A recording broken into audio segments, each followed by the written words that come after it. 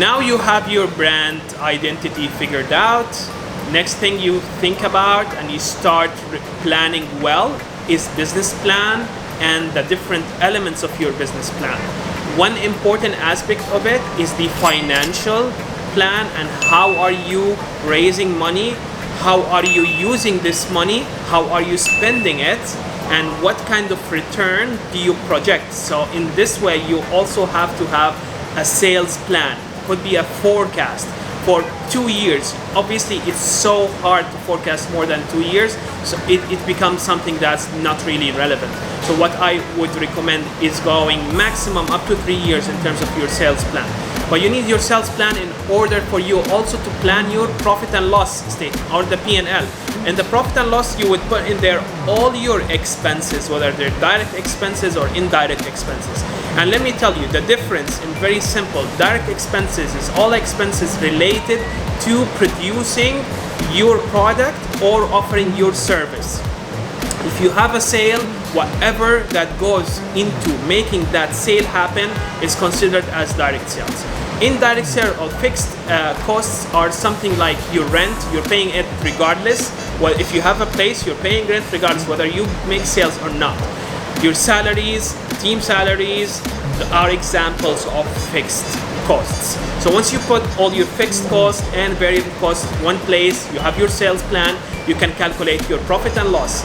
From there, you can calculate your gross margin and also your net profit. And we're gonna talk about details of how can you develop a financial plan for your business in this channel in a separate series. Then comes your marketing plan. Unfortunately, a lot of entrepreneurs forget to spend enough time planning a proper marketing plan. Maybe because it's not their area of expertise. Maybe most of entrepreneurs are technical people, so either programmers or someone who's really passionate about something, yet they have never done work in marketing. But let me tell you something. A good written and executed marketing plan from the start can make a huge difference in deciding the fate of your startup. What a good marketing plan should have or should be composed of, under the marketing plan comes a well-defined marketing strategy. And a marketing strategy is the first place to start when you want to create your marketing plan. From the marketing strategy, you define your communication plan. How would you communicate to people? On what platforms? What's your tone of voice? Then, public relations. The PR is still part of your overall marketing plan umbrella. Next to that comes your digital marketing strategy. And from the digital marketing, it goes under that all of your digital presence platforms such as Facebook, Instagram, YouTube, etc. And the last bit of your marketing plan is defining your advertisement budget and advertisement strategy. So are you going to use Google AdWords? Are you going to use social media ads? Are you going to utilize only Facebook ads? What kind of strategy, what kind of budget, and how often do you want to use advertisement? Within that also, what complements your marketing strategy is an SEO that's already integrated within your website, having a blog on your website that will support you, the search and the visibility of your business. So if people are looking for something similar to your business, if people are looking for actually the core of your business on Google or any different search engines, they will be able to find your website and they will be able to see what kind of services or products you have in there. Now, let's talk about something that's really important and you're probably very interested in. How do you raise money for your business? You've done your beautiful branding, you've done your strategies, you have the plan already, the financial plan, the marketing plan, everything is figured out. You have developed a pitch deck. And here, it's very important for you to cover the basics of how do you want to pitch your idea to anybody who would be willing to invest in your business.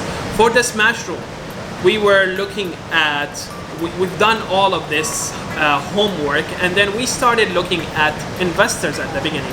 Who would be actually looking to invest in an idea like the Smash Room? And unfortunately, all of these investors turned this idea down and they said, no, they're not willing to invest in this business. Some of the responses were, it's not related to tech. Everybody is now interested to invest in technology. This is not related to technology. Or this to them was something that they weren't even looking at it as could be as successful as it is today. So they had their own doubts. So what happens with you if you have lost all your tries with your investors and no one is willing to give you money? Next thing you would look at is basically your family, your friends, and your friends of friends.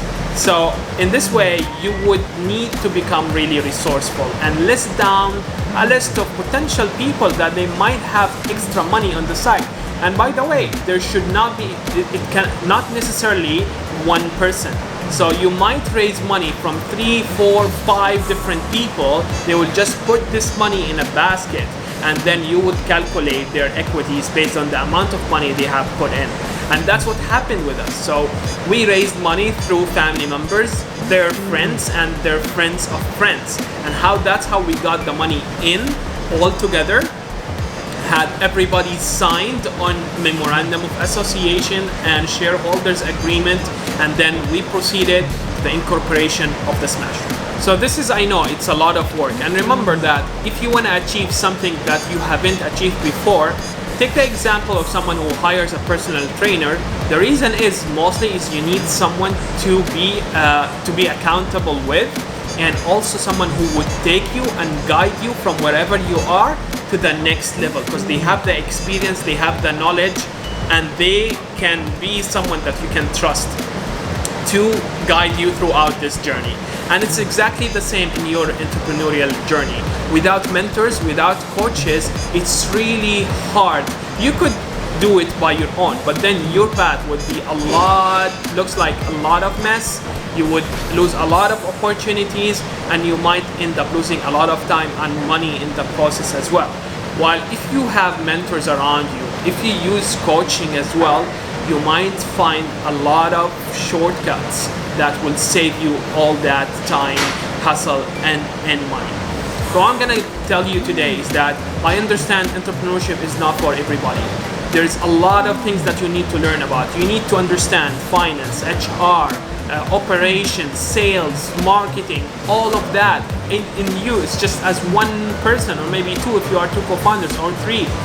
Having a business coach is gonna save you a lot of time, a lot of effort, and gonna provide you with the resourcefulness that you need in order to take your startup from just an idea to an execution. Now you've seen the journey of how the Smash Room has been translated from just an idea to be one of the top attractions in Dubai. If you want me to help you personally in your journey from starting an idea and making it happen, making an idea into a well-structured business, all you need to do is click on the link in the top of this description below, book a discovery session with me, and we start the conversation from there.